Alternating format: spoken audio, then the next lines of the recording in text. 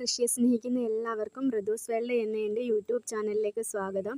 ഇതുണ്ടല്ലോ എൻ്റെ വീട്ടിലുള്ള നമ്മുടെ മംഗലാപുരം ഊരുവെണ്ടയാണ്.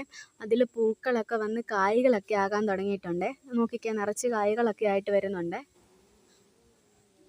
അപ്പോൾ ഉണ്ടല്ലോ നമ്മുടെ എല്ലാവരുടെയും വീട്ടുമുറ്റത്ത് ഒരു വെണ്ടച്ചെടിയെങ്കിലും കാണാതിരിക്കത്തില്ലേ.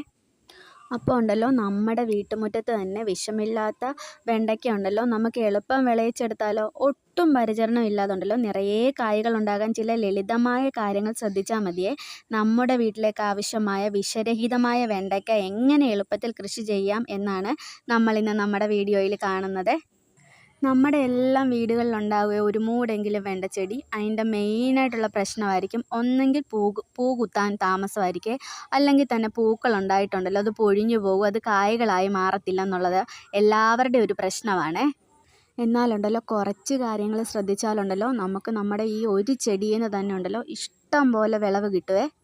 വിത്ത് മുതൽ വിളവ് വരെയുള്ള എല്ലാ കാര്യങ്ങളും ഉണ്ടല്ലോ നല്ല കൃത്യമായിട്ട് ഇതിൽ പറഞ്ഞു തരുന്നുണ്ട്. അപ്പോൾ ആരും വീഡിയോ സ്കിപ്പ് ചെയ്ത് പോകാതെ ഫുള്ളായിട്ട് കാണണേ. ആദ്യത്തെ കാര്യം എന്ന് പറഞ്ഞാലുണ്ടല്ലോ നമ്മുടെ വിത്ത് തിരഞ്ഞെടുക്കൽ തന്നെയാണ്. ഒന്നെങ്കിൽ നല്ല ഇനം ഹൈബ്രിഡ് വിത്തുകൾ തിരഞ്ഞെടുക്കണേ. അങ്ങനെ ആകുമ്പോഴത്തേക്കിനുണ്ടല്ലോ നമുക്ക് നല്ല രോഗപ്രതിരോധ ശേഷിയൊക്കെ കിട്ടുവേ. ഉദാഹരണത്തിനുണ്ടല്ലോ നമ്മുടെ അർക്ക, അനാമിക, കിരൺ പോലുള്ള നമ്മുടെ വെണ്ടയൊക്കെ തിരഞ്ഞെടുക്കാമെങ്കിലുണ്ടല്ലോ അതിനൊക്കെ നല്ല രോഗപ്രതിരോധ ശേഷിയുള്ളതാണ്. അല്ലേ പിന്നെ ഉണ്ടല്ലോ നമ്മുടെ നാട്ടിലൊക്കെ കിട്ടുന്ന നാടൻ ഇനങ്ങൾ നമ്മൾ തിരഞ്ഞെടുക്കണേ. വിത്ത് വേഗത്തിൽ മുളയ്ക്കാനായിട്ടുണ്ടല്ലോ ഒരു 6 തൊട്ട് 8 മണിക്കൂർ വരെ വെള്ളത്തിലിടണേ. അങ്ങനെയാണെങ്കിൽ അത് പെട്ടെന്ന് മുളച്ച് കിട്ടുക. വെള്ളത്തിൽ മാത്രമല്ല കേട്ടോ, നമ്മുടെ കഞ്ഞിവെള്ളത്തിൽ ഇട്ട് വെച്ചാലും ഉണ്ടല്ലോ നമ്മുടെ വെണ്ട വിത്തിൻ്റെ പുറത്തുള്ള ആ ഒരു പാളി ഉണ്ടല്ലോ പെട്ടെന്ന് പൊട്ടി പെട്ടെന്ന് തന്നെ വിത്തുകൾ കിളിച്ച് വരുവേ. ഇനി നമ്മൾ നടുന്നത് എങ്ങനെയാണെന്ന് നോക്കാവേ. നടുന്നത് നമ്മുടെ ഗ്രോ ബാഗിലോ അല്ലെങ്കിൽ നിലത്തോ തന്നെ ആയാലും നല്ല വെയിൽ കിട്ടുന്നിടത്ത് വെച്ചാലേ ഉണ്ടല്ലോ നല്ലതായിട്ട് കായ്കൾ ഉണ്ടാകത്തുള്ളൂ വെണ്ടയിൽ. ഇനിയുണ്ടല്ലോ നമ്മുടെ വിത്തിടുമ്പോഴത്തേക്കിനുണ്ടല്ലോ 1 ഇഞ്ച് മാത്രം താഴ്ത്തി ഇടുന്നതാണ് നല്ലത്. നമ്മുടെ ഗ്രോ ബാഗിലാണ് നടുന്നതെങ്കിലുണ്ടല്ലോ പരമാവധി ഒരു 2 വിത്തുകൾ മാത്രം നമ്മൾ അതിൽ പാകിയാൽ മതി കേട്ടോ. എന്നിട്ട് വളർന്നു വരുമ്പോഴത്തേക്കിനുണ്ടല്ലോ അതിൽ നല്ല കരുത്തുള്ള ഒരു തൈ മാത്രം നിർത്തിയിട്ട് മറ്റേത് നമുക്ക് പറിച്ച് മാറ്റി നടാവേ. ഇപ്പം നമ്മൾ തറയിലാണ് നടുന്നതെന്നുണ്ടെങ്കിലുണ്ടല്ലോ ഒരു 1.5 അടി തൊട്ട് ഒരു 2 ഇഞ്ച് 2 അടി വരെയൊക്കെ നമുക്കൊരു ഗ്യാപ്പ് ഇട്ട് വേണം ഇവരെ തൈ നടാനായിട്ട്. രാവിലെയും വൈകിട്ടും ഉണ്ടല്ലോ നന്നായിട്ട് നനച്ച് കൊടുക്കണേ. മണ്ണിൽ അമിതമായിട്ടുള്ള വെള്ളം കെട്ടി നിൽക്കുന്നിടത്തൊന്നും കൊണ്ടുപോയി നടരുത്. പെട്ടെന്ന് ഇത് വേരങ്ങ് അഴുകിപ്പോവും കേട്ടോ. പിന്നുണ്ടല്ലോ നമ്മുടെ കടലപ്പിണ്ണാക്കുണ്ടല്ലോ ഒരു 3-4 ദിവസം വെള്ളത്തിലിട്ടതിന് ശേഷം ഉണ്ടല്ലോ അത് പുളിപ്പിച്ചിട്ടുണ്ടല്ലോ അത് 10 ഇരട്ടി വെള്ളം ചേർത്ത് നമ്മുടെ ചെടിക്ക് ഒഴിച്ച് കൊടുക്കുകയാണെങ്കിലുണ്ടല്ലോ നമ്മുടെ ചെടി നന്നായിട്ട് നല്ല കരുത്തോടെ വളരുവേ. നല്ലതായിട്ട് കായും പിടിക്കും കേട്ടോ.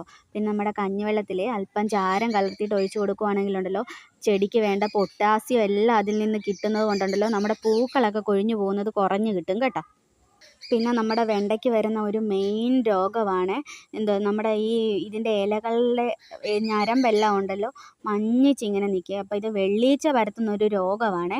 അപ്പോൾ ഈ രോഗം ബാധിച്ച ഇലകളുണ്ടല്ലോ പെട്ടെന്ന് തന്നെ നമ്മൾ നശിപ്പിച്ച് കളയണേ. പിന്നെ ഈ കീടങ്ങളെ തുരത്താനുണ്ടല്ലോ നല്ലൊരു ജൈവ കീടനാശിനി പറഞ്ഞു തരാവേ. ഒരു 10 ഗ്രാം ബാറ സോപ്പ് എടുത്തിട്ട് 1 ലിറ്റർ ചൂട് വെള്ളത്തിൽ കലർത്തി എന്നിട്ട് നന്നായിട്ടത് ലയിപ്പിച്ചെടുക്കണേ. അതിലേക്ക് ഒരു 5 ml വേപ്പെണ്ണയും ചേർത്തിട്ടുണ്ടല്ലോ ആഴ്ചയിൽ ഒരിക്കൽ ഇലകളുടെ അടിവശത്ത് സ്പ്രേ ചെയ്ത് കൊടുക്കുകയാണെങ്കിലുണ്ടല്ലോ ഈ രോഗം പെട്ടെന്ന് മാറിക്കിട്ടുവേ. അപ്പം നമ്മുടെ വെണ്ട പൂവിട്ട് കഴിഞ്ഞാലുണ്ടല്ലോ ഒരു 5 ദിവസം ഒരു 7 ദിവസത്തിനുള്ളിലുണ്ടല്ലോ ഇത് വിളവെടുക്കാനായിട്ട് പാകമാകെ. അപ്പോൾ കായ്കൾ മൂക്കുന്നതിന് മുമ്പ് വെണ്ടയുടെ കായ്കൾ പറിച്ചെടുക്കുന്നതായിരിക്കും നല്ലത്. കാരണം കൃത്യസമയത്ത് വിളവെടുത്താൽ മാത്രമുണ്ടല്ലോ കൂടുതൽ പുതിയ ശാഖകൾ വന്ന് ചെടി നല്ലതായിട്ട് വരുത്തുള്ളേ. അപ്പം ഞാൻ നിങ്ങളോട് പറഞ്ഞില്ലേ ഇതെൻ്റെ മംഗലാപുരം ഊരുവെണ്ടയെന്നാണ് ഞാൻ പറഞ്ഞത്.